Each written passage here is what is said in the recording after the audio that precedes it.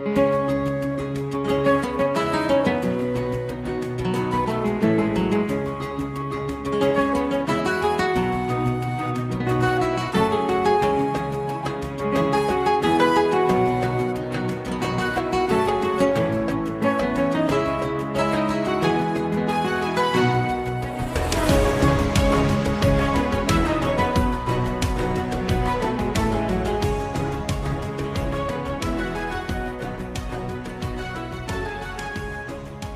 and welcome to A Slice of Medieval.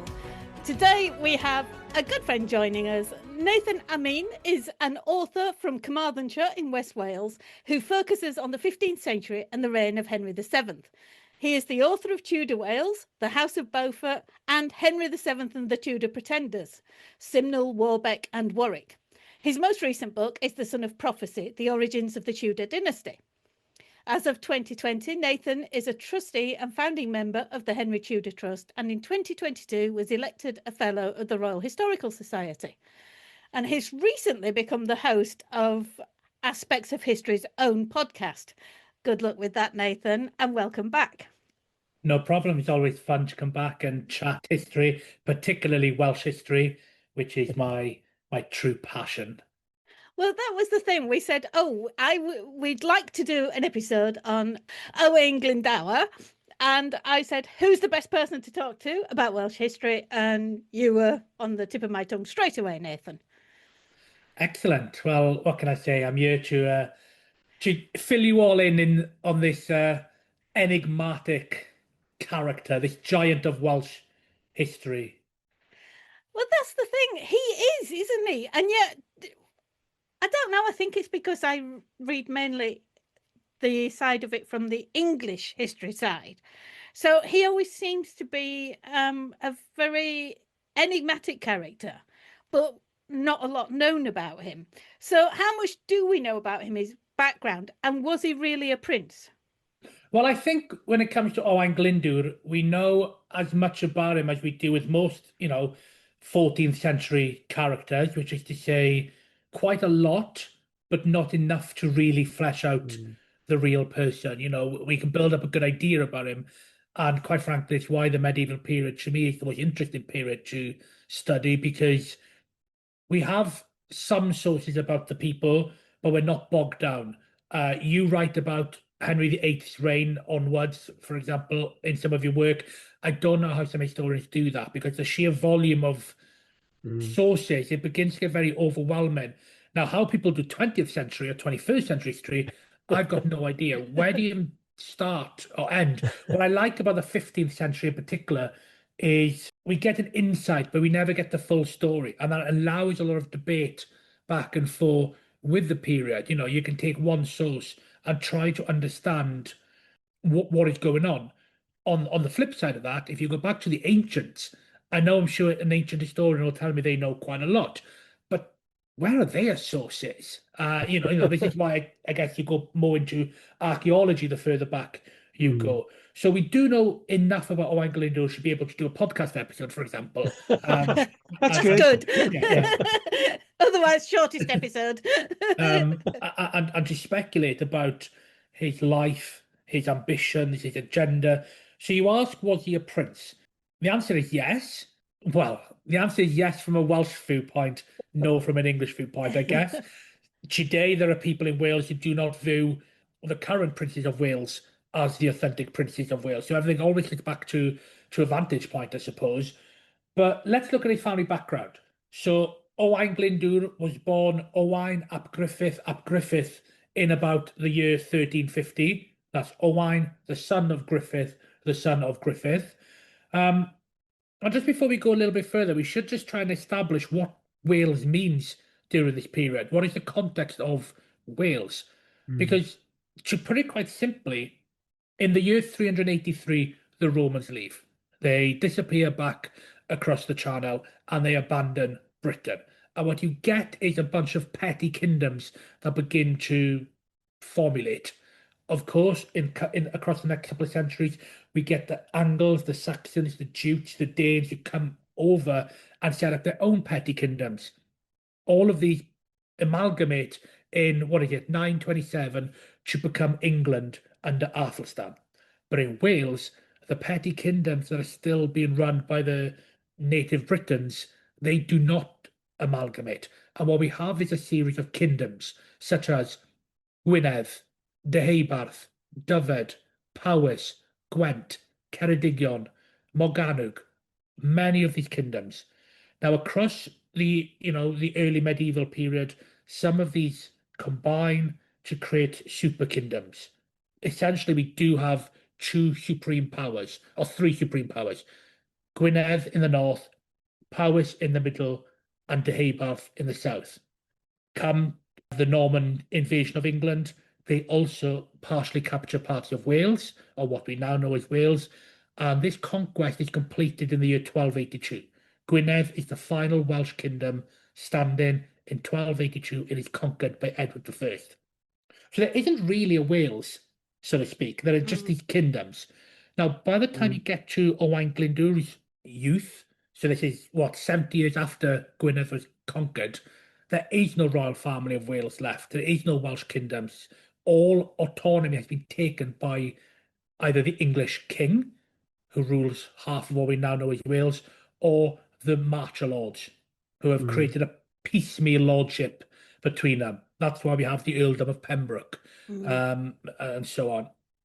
Owain Glyndwr is descended from at least three of these former Welsh royal houses. So, yes, he was of Welsh royal stock. He was descended from the ancient royalty of Wales, but when he was born, he was not a prince himself because Wales and the Welsh had been completely conquered. But that's not to say that the Welsh that still lived under English rule in the 14th century, they most certainly did know Owain Glyndwr's background, and they also knew the ancestry of his first cousins, who we will call for convenience the Tudors. I don't think I've ever realised until you said it, as you were saying it about the kingdoms of Powys and Gwynedd and that. I thought we think of it as Wales, but it wasn't. They were separate kingdoms. Yeah, they were separate kingdoms. Now, the idea of Wales kind of is there. Some of the princes who assert their dominance, let's say the Prince of Gwynedd asserts his dominance over the other Welsh kingdoms, he would sometimes use the title Prince of Wales to try and assert that dominance. So the idea is there, and all of these people, they know they're the same people. They're called the Cymry, the comrades. They know that they share a linguistic, a cultural, an economic history, a heritage. But yeah, they are essentially separate kingdoms. England managed to combine and merge, Wales didn't. And a major reason for that is in England, particularly after the Normans came to the fore, they introduced primogeniture, elder son inherits. In Wales, under Welsh law, that's not the case. On the father's death, all of his lands and all of his holdings is divided equally amongst his children, whether legitimate or not. So let's say one prince managed to conquer a few kingdoms and build up a power. When he died, it splintered again. So Wales was never really able to come into being compared to England, and that always kept essentially Wales down.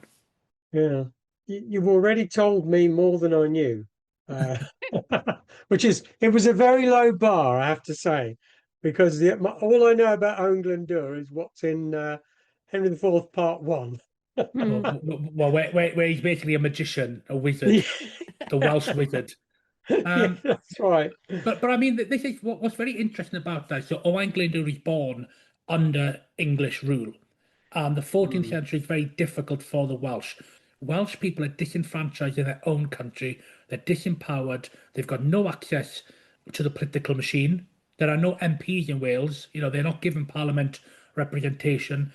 All of the major offices are reserved for English, knights and barons. A lot of the Welsh towns that we now have in North Wales are in fact English towns in Wales, and all of those mighty castles are symbols of oppression. We love them today, but Carnarvon, Conwy, Harlech, they were designed to conquer and colonise Wales. So it worked. Wales was a difficult place to get on if you were a Welshman in the 14th century. Now, Owain Glyndwr was born to quite a middle-class Welsh family, and in fact, he quickly came under the patronage of a high-flying English lawyer named David Hanmer. So Glyndwr has quite a nice upbringing. He is, of Mm, course, Welsh descended of the Welsh royal stock, but he's been brought up in English society, and this allows him to move between two worlds very well.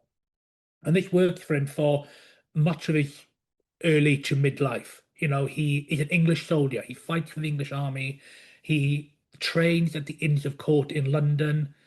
Um, he serves the English king without a problem. That is his job. He's doing the best that he can do in this situation, which is try and get some of the scraps off the table. mm, But he becomes quite wealthy. But because he's Welsh, he's never given any major titles. He's never given any major lands. He's forced to make do. And this must have been quite frustrating when he looks across the border and seeing Englishmen being given knighthoods, being given baronies, maybe even earldoms. Owain Glyndwr could argue that perhaps he would be deserving of these, but the bottom line is he is a Welshman living under English rule. And mm, all around him during this period, as we get to the end of the 1300s, it's tough in Wales. These laws are taking their toll. There is a racial ceiling for Welsh families. They can't rise. And all around him, the atmosphere is getting quite fiery. And they are looking to him to be their leader. But he, it seems, doesn't want any of this. His first cousins, the Tudors, they are part of this movement who are trying to resist English rule, particularly after Richard II is booted off the throne. Because Richard mm, II, though he was hated in England, the North Welsh did get on quite well with him. They enjoyed his patronage. So when we get to 1400, the Welsh are struggling. Glyndwr has lost his patron. He is in middle age. The future does not look great for him. The new King of England is Henry IV. And it's at this point that Glyndwr enters what can only be described as a feud with his neighbour. It's just a land dispute. It's nothing. It's an argument over a garden fence, but they fall out. And Glyndwr appeals to Parliament. Can you have this problem fixed for me, please? The issue he has is that this neighbour, Baron Grey de Ruthyn, he is best friends with the new King Henry IV. So Owain Glyndwr is dismissed. We don't care about you, Glyndwr. Baron Grey is part of our inner circle. And mm, Baron Grey does something naughty. He is given a summons to pass on to Owain Glyndwr, calling him up for war with Scotland. Henry VI is requesting Glyndwr bring his soldiers and come to war. Henry the Fourth. Henry IV, sorry. Baron Grey does not give the summons to Glyndwr. So when Glyndwr doesn't turn up for military service, Henry IV has him derided as a traitor. Well, now in your mid-40s, your back is against the wall. You're being called a traitor. Your future prospects have gone. The Welsh around you are clambering for a Welsh version of the Peasants' Revolt. They want to rise up against this English brutality that they've lived under for 100 years. On September the 16th, 1400, Owain Glyndwr finally raises the flag of revolt. And instantly he emerges like a bat out of hell.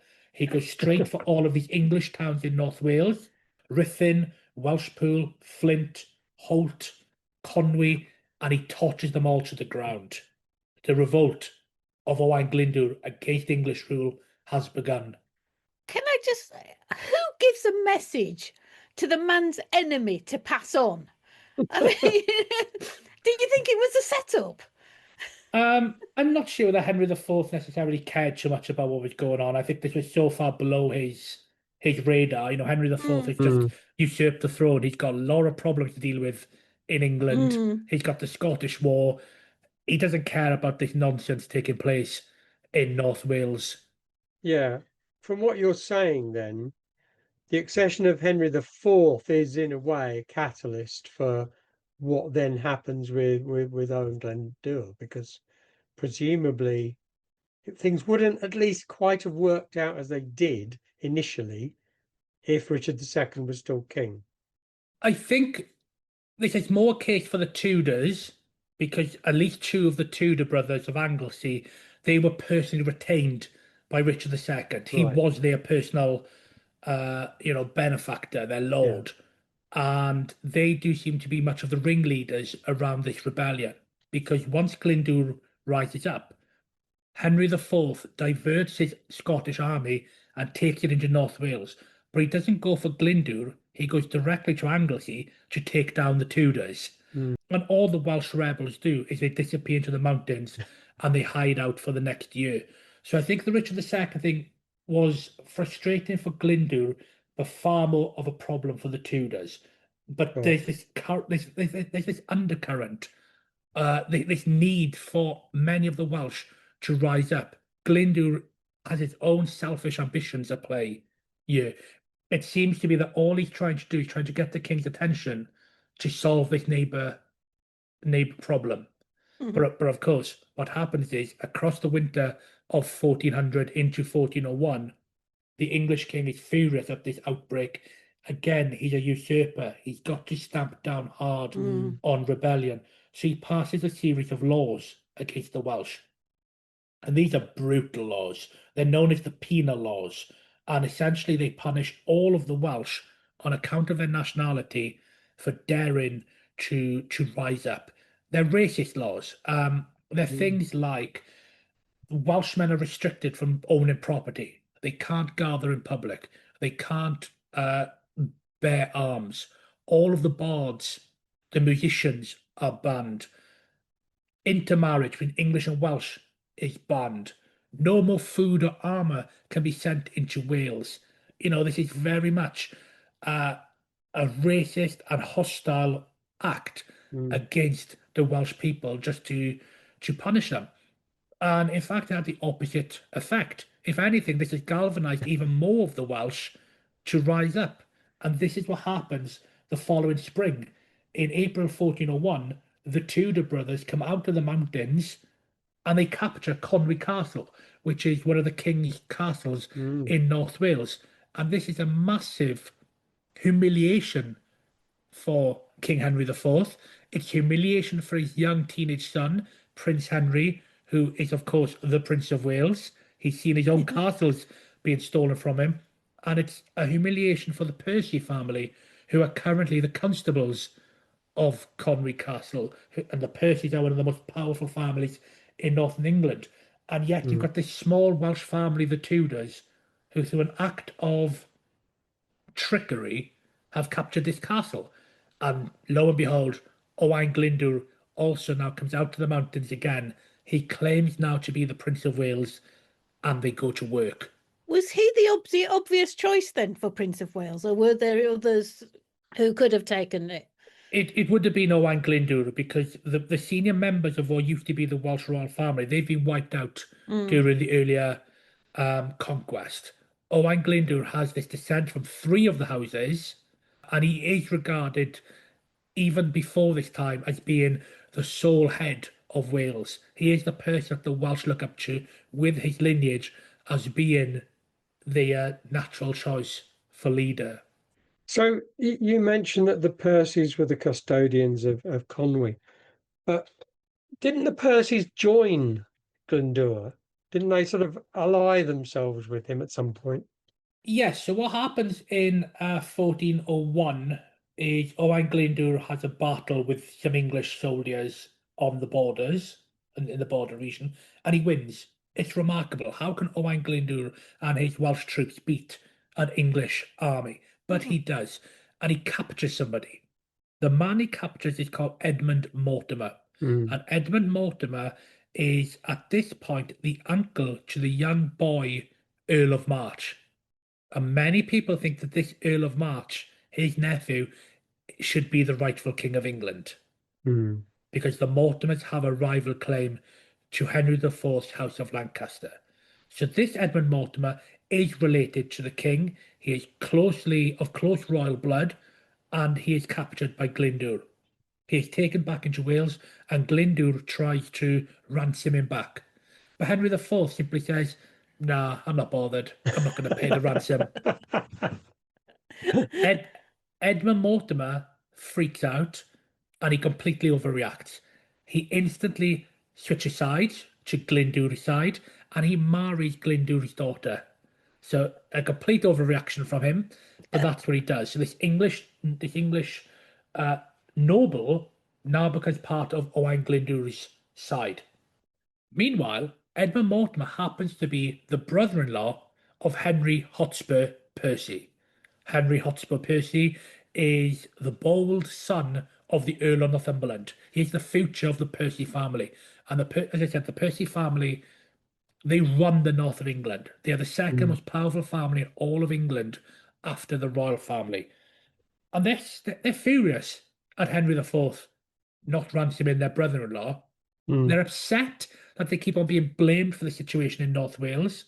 There's a lot of problems they've got themselves in England where they have supported Henry IV usurping the crown and they feel that they're not getting back the rewards that they deserve. So the Percy family, en masse, defect as well. So suddenly, come 1402, 1403, Owain Glyndwr is winning battles. He has Edmund Mortimer on his side, who is uncle to the boy that many think should be King of England, and he's now got the Percys, who have already been kingmakers for the House of Lancaster on his side. And they all come together. Now, we get to 1403 and we get to Shrewsbury. And Henry Hotspur Percy decides he's going to take on Henry IV in the field of battle. And we get the Battle of Shrewsbury, one of the most famous battles in English history, because it's where a 16-year-old Prince Henry gets shot in the face with an arrow. But the Percys lose. The Percys lose this battle, and Henry Hotspur Percy is executed. It's a shame for them in many ways because Glyndwr never got to their side. Glyndwr was in South Wales, burning the place to the ground with his troops, and if he had got to Shrewsbury, English history could have been changed forever on that battlefield, and Welsh history, in fact. But onwards, Glyndwr moves. He's lost Henry Hotspur Percy, but he still has the support of his father, the Earl of Northumberland. And in 1404, this is the peak of Glyndwr's life, because he hosts his first Welsh Parliament in Mid Wales in Machynlleth. And this is remarkable. He calls representatives to him from all across Wales, and they come to him, and he's throned and crowned as the Prince of Wales. It's the first Parliament the Welsh have had in more than 200 years, and Glyndwr is there. And also there with him are envoys from France, from Castile, from Italy, and from further afield who are witnessing this and taking this news back home. So 1404, Owain Glyndwr is now parading himself as Prince of Wales. He's writing letters to the French king as his equal, asking for help. They're in the middle of the 100 Years' War against England. The French recognise Owain Glyndwr as the prince, and they promise to send men and money. And then the next year, 1405, Owain Glyndwr captures Harlech Castle from the English. He establishes it as his capital, his headquarters, and he reaches an agreement with Edmund Mortimer and with the Percys. And this is a remarkable document that they conjure up. It's known as the tripartite indenture, and essentially what it stipulates is, should Glyndwr, Mortimer, and Percy defeat Henry IV of Lancaster, they would split the entire kingdom up between them. Owain Glyndwr will take all of Wales and Cheshire and Shropshire and everything up to Birmingham. He would have that. That would be his new enlarged Kingdom of Wales. Everything north of the River Trent, so Yorkshire, Lancashire, Northumberland, Cumbria, all of that would become the Percys, and they would rule there as kings of the north. In the south, the Mortimers would take the south of England and become the kings of, well, South England. So you'd suddenly have all of this kingdom divided up between three of them. Think again how history would have changed if they had actually made that a fact. 3 different kingdoms instead of the one.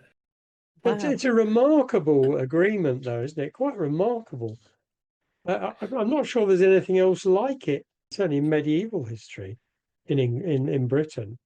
Yeah, it is remarkable, and arguably 1404 and 1405. This is when Glyndwr is at its peak, because 1405 is also the year a French army lands in Milford Haven, where we've viewed that before. That's going to happen again 80 years later.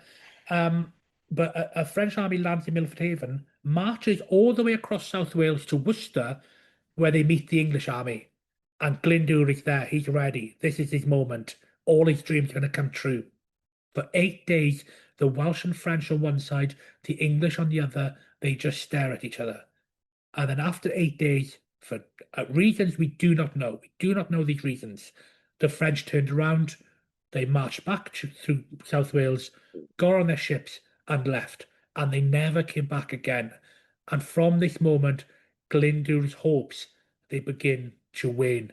He's had 5 years of success after success after success, but now he's in a pickle. So he was that close to winning. Would he, if the French and the Welsh had fought then, instead of staring at the English for 8 days, would they have won, do you think? Who had the bigger army?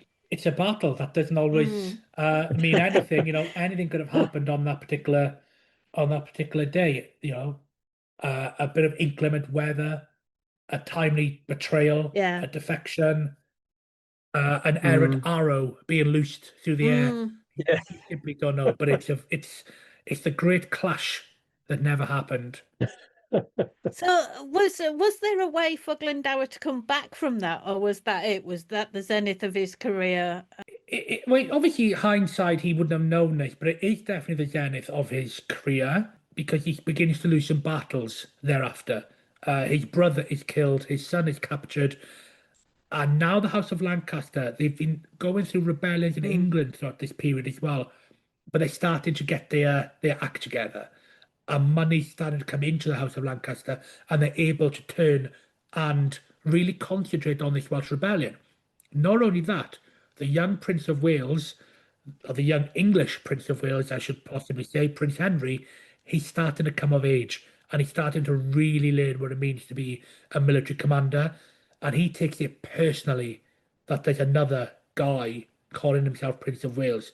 So from 1405 on to 1409, this young prince goes into Wales and he begins forensically recapturing all of the lost castles, the lost lands, to the point that the Welsh, who had been so quick to support Glyndwr, they very quickly start leaving him as quickly as he attracted. So from 1405 to 1409, things are beginning to go downhill, and Owain cannot stem the tide. He asks the French for help, he asks the Scottish for help, but they do not send any help.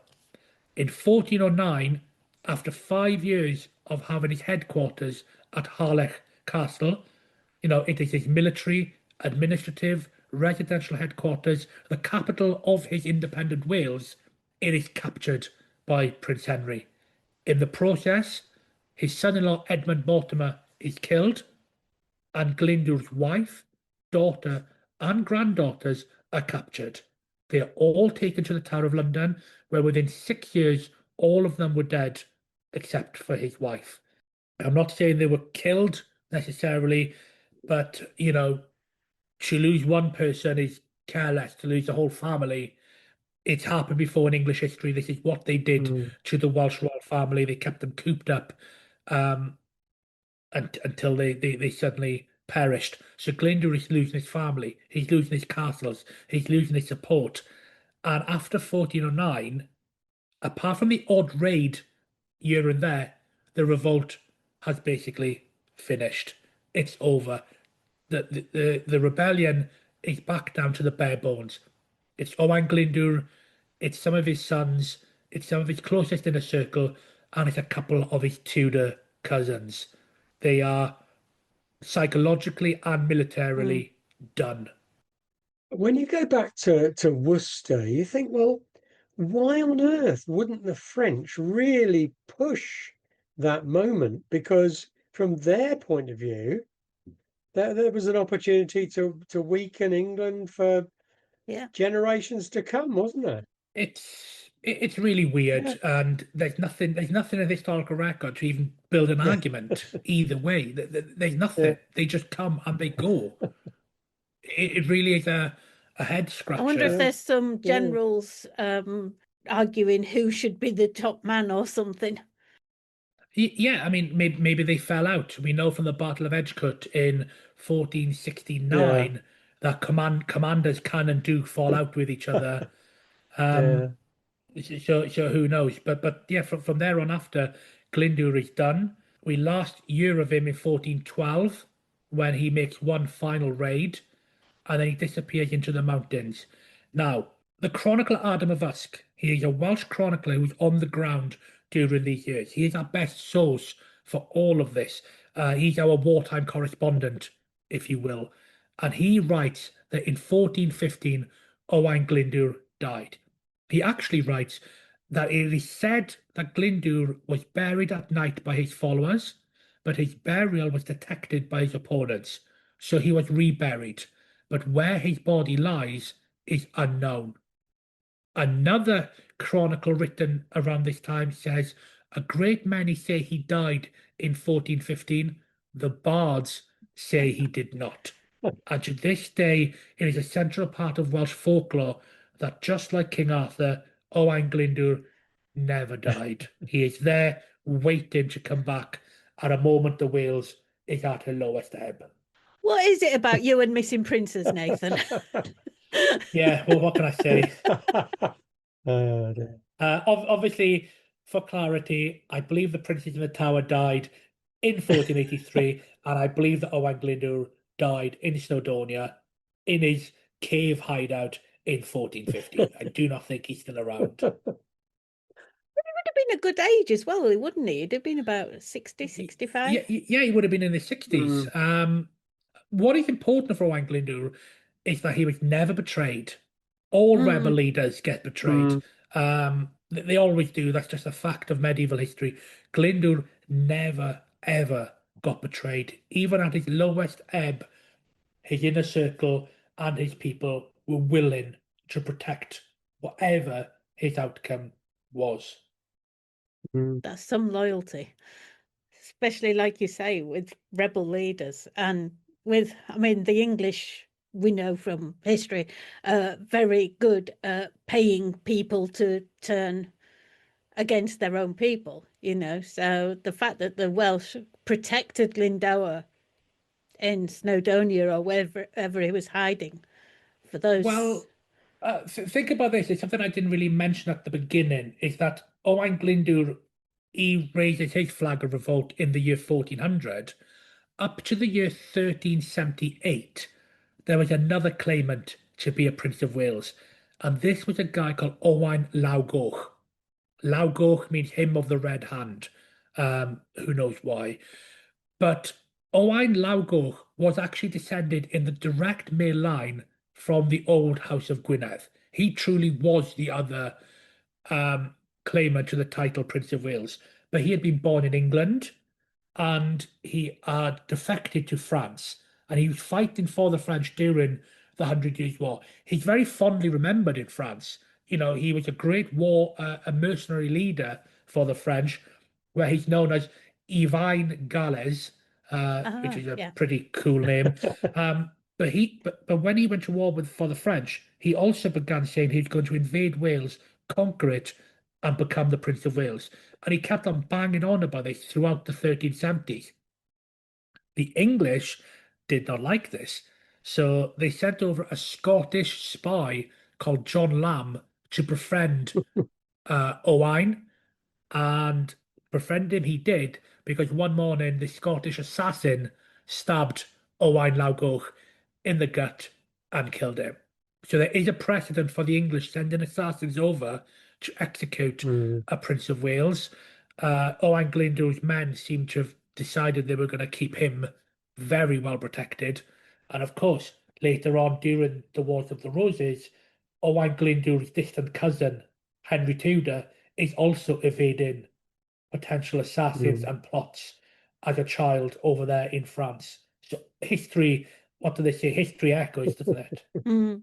Well, Mm. you can see kind of where Shakespeare was coming from, in that Glyndwr, from an English point of view, kind of appears out of nowhere, and for 5 years has the English on the run. Hence this whole wizard Yeah. idea. He really is winning these remarkable victories. He has, not every Welshman support him, of course. There were others who did remain loyal, but he did at one point have pretty much the heart of Wales in his hand. Now, I think to end, I think what we should concentrate on is Owain's legacy and why he is still very fondly remembered in Wales to this day. And I think this comes down to the fact that he was a visionary. And what I mean by this is that when he was at the height of his power, so 1405, 1406 period, he writes a letter to the King of France. He calls himself the Prince of Wales, Princeps Owainus. And he writes that he was going to free the Welsh from, quote, the fury of the barbarous Saxons. So completely during this period, it's all about the Saxons. And he says that once he's freed Wales, he is going to establish an independent Welsh church with a Welsh-speaking clergy, which had been taken away from him by the English. He would establish 2 universities, one in the north, one in the south, and he would restore the ancient Welsh laws of the 8th century, which had again been taken away from him. This is an incredible manifesto that for the first time promised to remove all of the tribal loyalties and rivalries in Wales and to create a unified and permanent Welsh state. It's the first time this was proposed, with a codified law, a national, religious, educational, and legal system, all for one people. It's ambitious, it's revolutionary, it's far-sighted. Now let us consider this. Owain's vision for Wales did eventually come true, but not in his lifetime.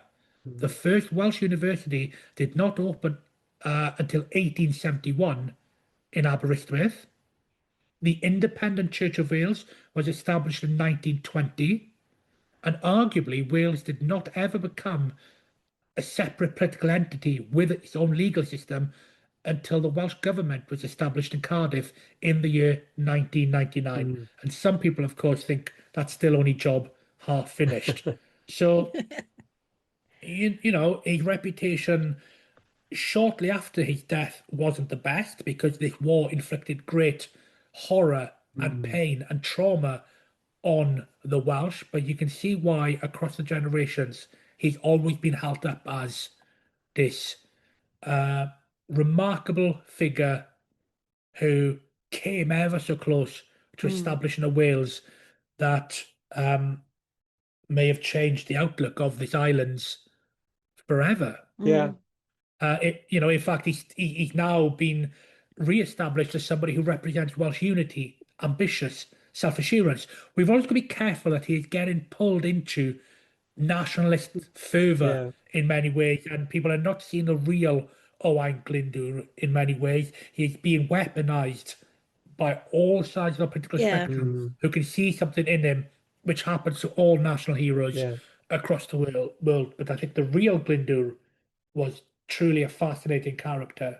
And have it in a sense. I mean, there are loads of rebels everywhere in different countries, but a lot of them don't have a plan. A lot of them don't really have an end game that they can see, a progress towards, and that does sort of set him apart, doesn't it? Yeah, absolutely. I guess he is officially categorized as per the English crown as but a rebel.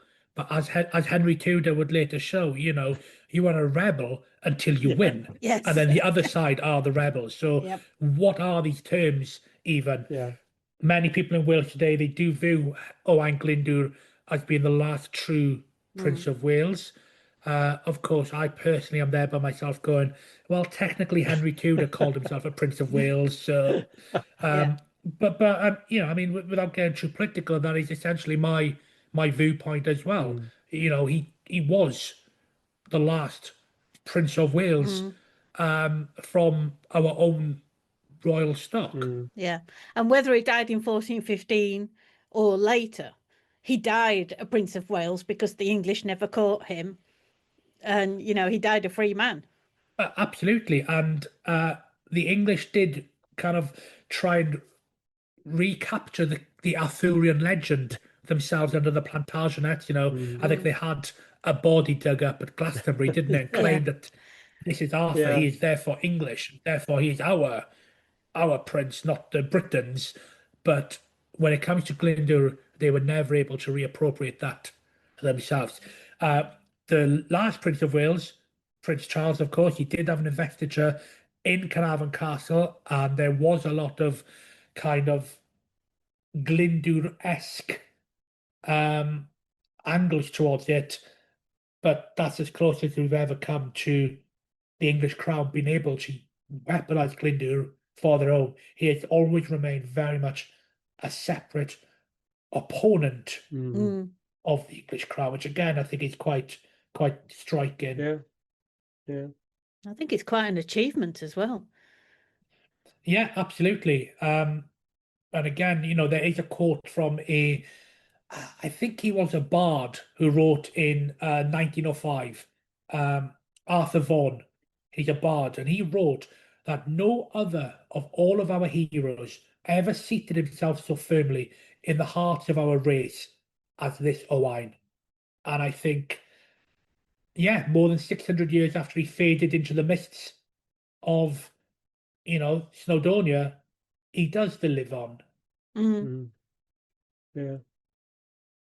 Yeah, definitely. So, Nathen, last question, which is an easy one because there's no thinking about it. What are you working on now, or are you? I am not working on anything. No, if we're talking about a book, I am not writing. I do not have any projects. Nobody seems to believe me, but I do not have any book contracts. I As know, but always, I was talking to you 2 years ago, and you were like, "No, I'm not writing anymore." And I'm like, "No, you will." yeah, of course, never say never. We all have ideas, but currently I do not have any. In the short term, at least, there is nothing I'm going to be writing. I'm concentrating on my Substack, which is where I'm really enjoying putting out short content form and just exploring some of the more interesting little aspects that I've written about in the past, but they've always very much been background noise. Pull into the fore some of those side quests that we explore. I'm just continuing with that. Of course, never say never. We'll see what happens, but as of right now, I am retired. I'm impressed So that you're young. still retired. Yeah. I thought you would have found I thought you would have started on another project by now, to be honest. I didn't believe you. Well, I suppose it's like anything. I wrote for 10 years straight. You've written for 10 years straight. When you're in that flow, Yeah. it's hard to take the pedal off. But then when you Yeah. do finally take the pedal off, it's perhaps hard to get back into the saddle. Yeah, I suppose so. Yeah. So it's waiting until you find a project that tempts you, I suppose, isn't it? Well, but this is it. I don't currently have anything to say that I want to say. The Son of Prophecy book, my most recent book, that was it. That is the story I've always wanted to Yes. tell. And of course, we do live in an era where there is an oversaturation of the market. There are books coming out left, right, and centre, and a lot of the subjects are crossing over. It's difficult to try and find that space where you actually have something fresh to say. Look at Owain Glyndwr. People ask me, why don't I write a book about him? It's been done many times. Gideon Brough wrote a fantastic book, probably about four years ago now. I can't say anything other than essentially what he said. People ask, why don't I write a book about Jasper Tudor, Owen Tudor? Well, I have. That's what Son of Prophecy is. I've covered their life in as much detail as you can really get there. Could I put a whole book on about Jasper?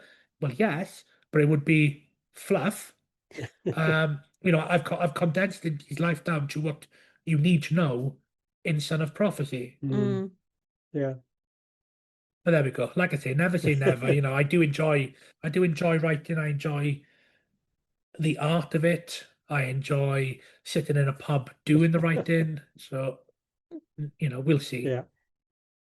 And now you're doing podcasting as well. So, Well, I'm going to give it a go. Yeah, we'll see what happens. At the end of the day, history is exciting. It's enlightening. It should be accessible to everybody. Everyone should have access to history. And we live in a world where there's so many different ways to put that history out. Let's give them all a go. yeah, definitely. And I mean, I know that I found with podcasting, just the fact you get to talk about history and no one can tell you to shut up. Well, except Derek does tell me to shut up once in a while when I waffle on like I'm doing now. But yeah, it's brilliant to be able to find like-minded people and to have a natter with somebody who actually knows what you're talking about, and you can enjoy a discussion and an argument and exchange of ideas.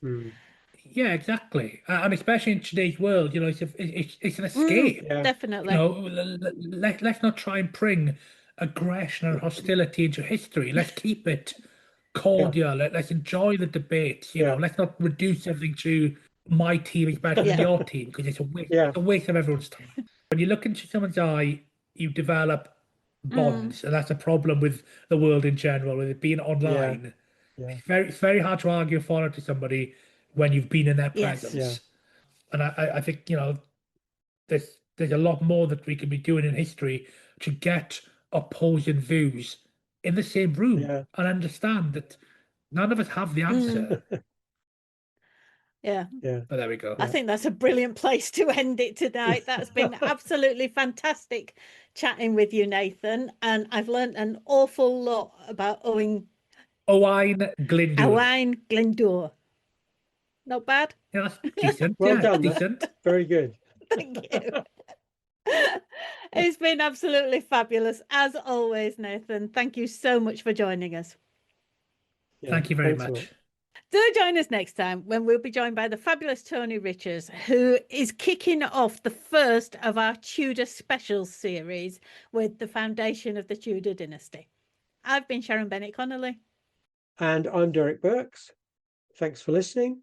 And remember, you can find our podcasts on your favorite podcast provider, also on YouTube. And we would love it if you could give us some feedback. We have some lovely comments from people. We like lovely comments. But feel free to give us your thoughts on any of the podcasts you've listened to. And don't forget, there's quite a backlog of podcasts. We've done about over 80 now. So there's quite a lot of them available that you might not have caught up with if you've just started listening. Thanks a lot.